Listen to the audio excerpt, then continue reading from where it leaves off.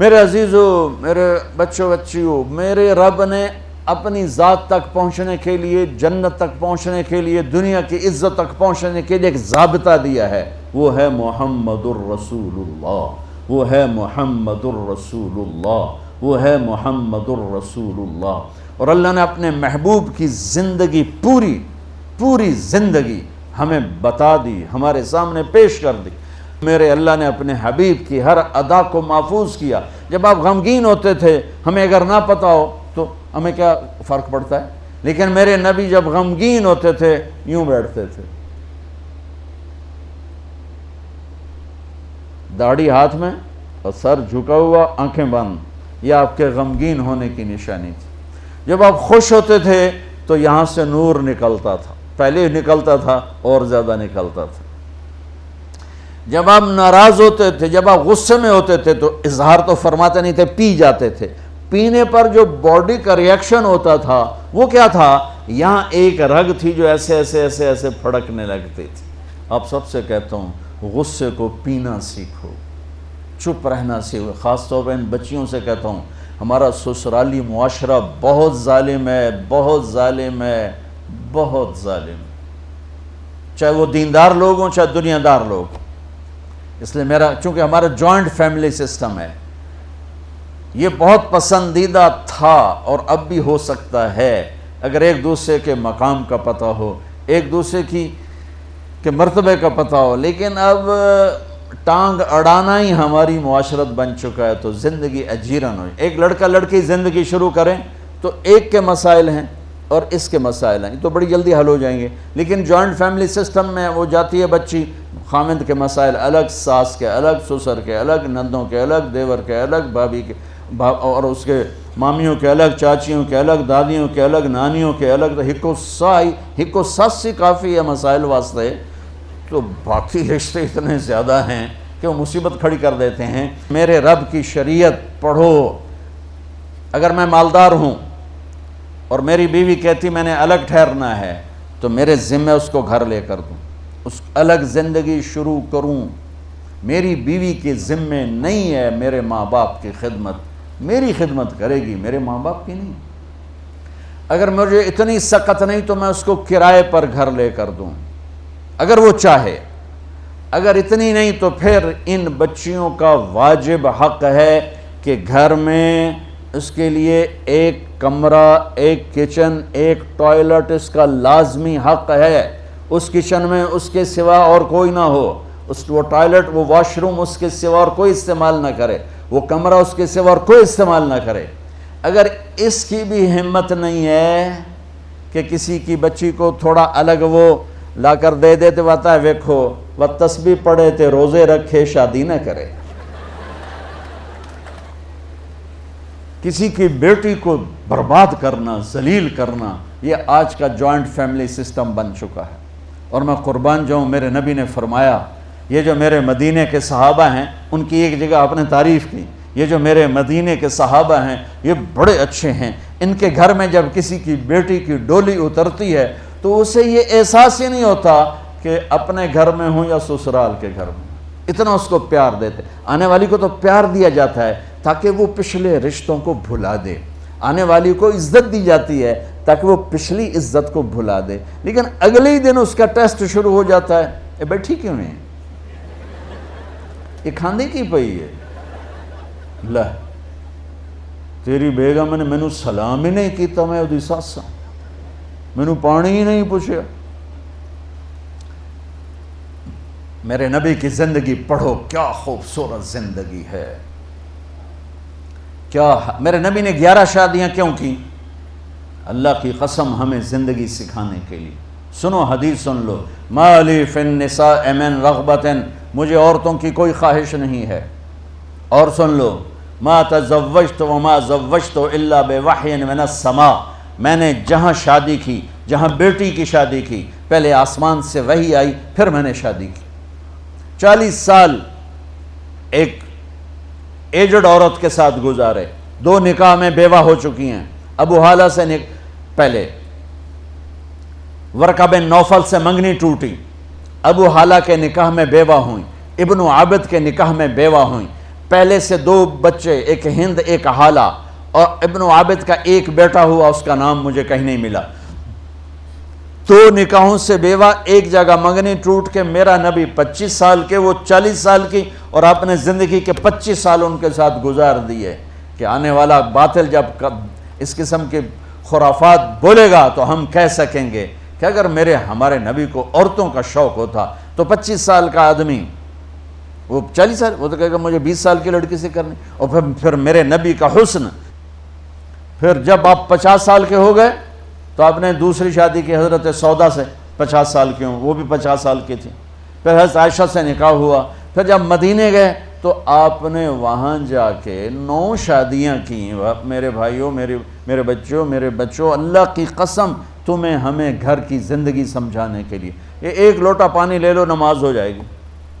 اور افریقہ میں گیا، اتنے پانی کے ساتھ لوگ وضو کرتے ہیں، انہوں پانی کم ہے نا، تو صحرائی ہے، تو وہ ہماری طرح پانی بہاتے نہیں، وہ ایسے کر کے یوں کر کے اس کو سارا گیلا کر لیتے ہیں۔ تو وضو کے لیے تو 5 لوٹے پانی چاہیے اور 1 گھنٹہ چاہیے، اور نماز کے لیے 1 گھنٹہ پانی چاہیے۔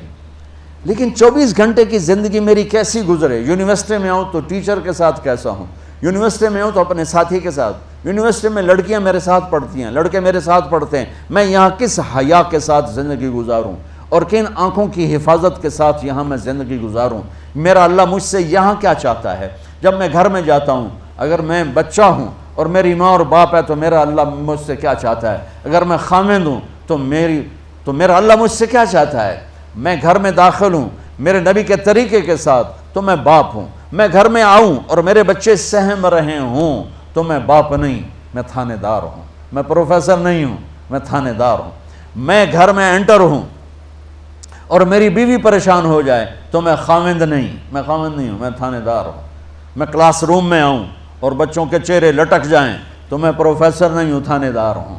میں نہ آؤں اور بچے کہیں شکر ہے نہیں آئے، سر نہیں آئے، تو یہ سر نہیں ہے، یہ سر ہے۔ سر وہ ہوتا ہے جس کے آنے سے بچوں کے چہرے کھل جائیں، خامند وہ ہوتا ہے جس کو دیکھ کے بیوی خوش ہو جائے، بیوی وہ ہوتی ہے جس کو دیکھ کے خامند خوش ہو جائے، اور دیکھ کے دوبارہ باہر بھاگنے کو جی چاہے تو بیوی تو ڈین ہوئی ہوتا۔ تو میرے نبی نے 11 گھر آباد کر کے ہمیں ایک زندگی سکھائی۔ اور بچوں، اگر اپنے نبی کی ساری زندگی کا خلاصہ بتاؤں تو 2 حدیثوں میں آ جائے گا۔ ایک زبان کی حفاظت کرو ہر رشتے کے سامنے، اور ایک اپنے دل کو پاک رکھو ہر انسان سے، تو پورے نبی کی زندگی آپ کے ہاتھ میں آ جائے، پوری زندگی۔ ہمارے ہاں صرف عبادات اور تسبیح تک کا دین موجود ہے، لیکن میرے نبی کی معاشرت، میرے نبی کے اخلاق، میرے نبی کا عزت دینا دیکھو، عزت دینا دیکھو۔ آپ ٹیچر بیٹھے ہیں، آپ کے ساتھ بچے بیٹھے ہوئے ہیں، آپ کو کوئی بلاتا سر تو آپ یوں کرتے ہیں، ہاں۔ میرے نبی کو کوئی بلاتا تھا تو وہ کیا کرتے تھے؟ وہ تو سارے سروں کے سر تھے نا، سرداروں کے سردار۔ اب بیٹھے ہوئے ہیں تو میرے نبی کو کوئی بلاتا یا رسول اللہ تو آپ یوں نہیں کرتے تھے، آپ یوں کرتے تھے، جی، فل چہرہ بھی چھاتی بھی۔ ادھر سے کوئی بلاتا یا رسول اللہ تو آپ یوں نہیں کرتے، آپ یوں کرتے تھے۔ کوئی ادھر سے بلاتا ہے، رانجھا صاحب مجھے بلاتے ہیں ادھر سے، ہاں جی میں تو اتنا ہی کہوں گا۔ لیکن جب میرے نبی کو کوئی بلاتا تو آپ یوں کیا کرتے تھے۔ اور جب آپ کھڑے ہوتے تھے اور آپ کو کوئی بلاتا تھا تو آپ یوں نہیں کرتے تھے، آپ یوں کرتے تھے، اور ساتھ اسمائل دیتے تھے، پورا مڑتے تھے، چھوٹے کے لیے بھی بڑے کے بھی۔ بیٹی فاطمہ گھر میں آتی ہے، بچوں کو کس طرح ڈیل کیا؟ مائیں روزانہ میرے پاس، مائیں بچہ گستاخ ہے، بچہ نافرمان ہے، باپ جی بچہ اب سنتا نہیں ہے، بچہ یہ ہے، بچہ وہ ہے۔ ایک نبی کی حدیث سن لو، بچے تمہارے غلام ہیں۔ آپ سب باپ بیٹھے ہو، جو جتنے آپ ٹیچر بیٹھے ہو اب سب باپ بیٹھے ہو، جو مستورات ٹیچر ہیں وہ بھی ماں بیٹھی ہیں، اور اصلی باپ اور ماں بھی بیٹھے ہوئے ہیں۔ میرے نبی نے فرمایا اکرموا اولادکم، اپنے بچوں کو عزت دو، عزت دو۔ میرے نبی کیسے عزت دیتے تھے؟ حضرت فاطمہ گھر میں انٹر ہوتی، اور یہ حضرت فاطمہ کا آنا کوئی 8ویں دن نہیں ہوتا تھا، گھر کے ساتھ گھر تھا، 2-4 گھر چھوڑ کے حضرت فاطمہ کا گھر تھا، ہر دوسرے تیسرے دن حضرت فاطمہ آتی ہیں، میرے نبی چیئر پہ بیٹھے ہیں، زمین پر بیٹھے ہیں، چارپائی پر بیٹھے ہیں، لیٹے ہوئے ہیں، جو ہی فاطمہ کو دیکھتے آپ کھڑے ہو جاتے. سبحان اللہ. کوئی اپنے بچوں کے لیے کھڑا ہوتا ہے؟ آپ لوگ کلاس روم میں آتے ہو تو آپ کے لیے بچے کھڑے ہوتے ہیں، اور میرے نبی کیا یہ بچے آپ کی اولاد ہیں؟ میرے نبی کھڑے ہو جاتے، اور وہیں نہیں کھڑے رہتے تھے بلکہ تیزی سے آگے بڑھتے تھے اور جا کر حضرت فاطمہ کا ہاتھ پکڑ لیتے تھے مسافر کے، اور پھر دیکھو مجھے یوں بوسہ لیتے، پھر ہاتھ پکڑے پکڑے پکڑے لے کر آتے، پہلے حضرت فاطمہ کو بٹھاتے پھر خود بیٹھتے تھے. تو پھر کیا جنت کی عورتوں کی سرداری مل گئی. اپنے زبان کا بول میٹھا کرو، اپنے اخلاق اچھے کرو، اپنا چہرے کو خوبصورت کرو، جو اللہ نے دے دیا ہے، اس کو مسکرانے سے سجاؤ. مسلمان کو مسکرا کے ملنا بھی صدقے کا ثواب ہے. اور اس موبائل نے تباہی پھیر دی ہمارا. بچہ بات کر رہا ہے اور اماں لگی ہوئی ہے ڈرامے دیتے، ہاں بتاؤ سن رہی ہوں، بکو کیا بک رہے ہو، سن رہی ہوں. دیکھو اللہ کے واسطے یہ فون ہے بھائی، فون ہے، اسے ضرورت کے لیے استعمال کرو، اس کو اپنے لیے لعنت مصیبت نہ بناؤ. ایک خاتون پیپر چیک کر رہی تھیں، ٹیچر تھیں، تو چیک کرتے کرتے رونے لگیں، تو ان کے خامند نے پوچھا کیا ہوا؟ تو انہوں نے پیپر آگے کر دیا، اوپر roll number dash dash dash. تو اس میں تھا کہ تم کیا بننا چاہتے ہو، ایک کویسچن تھا، تم کیا بننا چاہتے ہو؟ تو اس بچے نے یہاں سے شروع کیا، I want to be a smart phone. یہاں سے اس نے یہ بات، چھوٹے بچوں کا پیپر، تو وہ پڑھا کہ بھئی میں اسمارٹ فون بننا چاہتا ہوں، چونکہ میرے ماں باپ جتنا فون کو اہمیت دیتے ہیں اتنا مجھے اہمیت نہیں دیتے، تو میں اسمارٹ فون بننا چاہتا ہوں. تو اس کے خامند نے کہا تو اس میں تو کیوں رو رہی؟ کہا تمہیں پتہ ہے یہ رول نمبر کس کا ہے؟ کہا نہیں. کہا یہ تیرے میرے بچے کا ہے. میرے نبی نے ایک زندگی سکھائی. آپ گھر میں آتے تھے مسکراتے ہوئے آتے تھے، اظہار محبت فرماتے تھے. عرب کے ماحول میں بیوی سے اظہار محبت عیب تھا، اور گرل فرینڈ بنانا ایک فخر تھا. آپ لوگ کٹھے پڑھتے ہو، اس لعنت سے بچو. باعزت آئے ہو، باعزت چلے جاؤ. اپنی شادیاں ماں باپ کی رائے سے کرو، ماں باپ کی دعائیں لے کر کرو، اپنے فیصلے خود مت کرو. یہ کیا کریں، اب بچے بچیاں کٹھے پڑھتے ہیں تو اس قسم کی لعنتیں چلیں گی تو صحیح، لیکن میں جتنا بچ سکتے ہو بچو بچو. اپنے فیصلے ماں باپ کے حوالے کرو، اپنے فیصلے ماں باپ کے حوالے کرو. چونکہ جتنی عشق کی شادیاں ہوتی ہیں وہ ساری ہی ناکام ہوتی ہیں. عرب کے ماحول میں اظہار عشق بیوی کا عیب، اور گرل فرینڈ کے لیے اشعار. اس کلچر میں بھرے مجمع میں ایک آدمی پوچھتا ہے یا رسول اللہ من احب الناس الیک، آپ کو سب سے زیادہ کس سے محبت ہے؟ تو اپنے نبی کی سنو. آپ نے زور سے فرمایا عائشہ سے. وہ ہل گیا، کہنے لگا ارے یہ کیا ہوا یا رسول اللہ، میرا مطلب یہ نہیں ہے، میرا مطلب ہے کہ مردوں میں کس سے زیادہ پیار ہے. تو آپ کو پتہ چل گیا، اس کی نبض پہ ہاتھ رکھ لیا کہ اس کو ہضم ہی نہیں ہوا کہ میں نے عائشہ کا نام لے دیا. اب آپ نے کہنا تھا ابو بکر سے، تو آپ نے کہا عائشہ کے ابا سے، عائشہ کے ابا سے. آپ اتنے کائنات کا بوجھ سر پہ اٹھا کے زندگی گزاری، اور اپنے حسنین کے لیے روزانہ وقت نکالتے تھے. آپ کہتے ہو میں ریکٹر ہو گیا ہوں، میرے پاس ٹائم کوئی نہیں، میں پروفیسر ہو گیا ہوں، میرے پاس ٹائم ہی کوئی نہیں. تو کیا فائدہ ہے ٹائیاں لگانے کا؟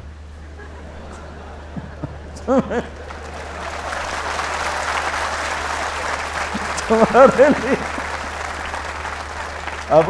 اپنے بچوں کے لیے ٹائم نہیں ہے تو تم کیا کر رہے ہو، جھک مار رہے ہو؟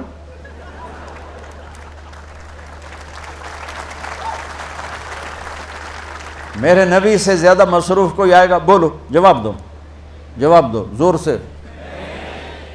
7 بر اعظم کے انسان اور قیامت تک کے انسانوں کی ذمہ داری سر پر ہو، اور وہ روز بچوں کے لیے وقت نکالیں. این اللقا، میرے شرارتی بچے کدھر ہیں؟ روزانہ دوسرے تیسرے دن آپ حسنین کو ٹائم دیتے. اب کیسے ٹائم دیتے؟ دیکھو ان کے لیے ایسے آپ ان کے لیے ہاتھ بھی بچھا دیتے اور پاؤں کے گھٹنے بھی اٹھا دیتے. ہاتھ اور گھٹنے لیول کر کے کمر پورا جیسے سواری کا ہوتا ہے. آؤ بھائی بچوں اپنے اونٹ پہ چڑھ جاؤ. دونوں بچوں کو اوپر چڑھا کر کمرے میں چکر لگاتے. پھر کہتے تمہارا اونٹ کیسا ہے. پھر دونوں کو اتار کے زینب کو اوپر چڑھاتے. پھر کہتے اوپر سے آ گئے حضرت جابر ایک دفعہ کہ حسنین اوپر چڑھے ہوئے تھے. بڑی عالی شان سواری ہے بھائی، بڑی عالی شان سواری ہے بھائی. تو میرے نبی نے نیچے سے کہا بڑے عالی شان سوار ہیں بھائی، بڑے عالی شان سوار ہیں بھائی. میرا سب سے بڑا سرمایہ میری اولاد ہے. میں نے اسے ٹائم نہ دیا، میں نے اسے یہ سب آپ کی اولاد بیٹھے ہوئے ہیں، سب آپ کی اولاد بیٹھے ہوئے ہیں. ٹیچر کا رتبہ بہت بلند اللہ نے بنایا ہے. میرے نبی ٹیچر بن کے آئے، بادشاہ بن کے نہیں آئے، حاکم بن کے نہیں آئے، تاجر بن کے نہیں آئے. میرے نبی معلم بن کر آئے. مقدس ترین نسبت، یہ سب آپ کی اولاد ہے. یہ اگر اچھے انسان بنتے ہیں، میرے 5 بچے ہیں، کتنا کو صدقہ جاریہ بنیں گے. آپ کے 10,000 بچے ہیں، اگر یہ ایک بچہ صحیح چلے، نیک بنے، آپ خود سے جو کتنا بڑا آپ نبیوں کے ساتھ اٹھائے جائیں گے. یہ اتنا عالی شان مرتبہ ہے انسانیت کے لیے معلم بننا، ٹیچر بننا. لیکن پھر نبی کی زندگی پڑھو، نبی والے اخلاق پڑھو کہ میرے نبی نے کیسے زندگی، کیسے خوبصورت طریقے سے اپنی اگلی نسل کو سنبھالا.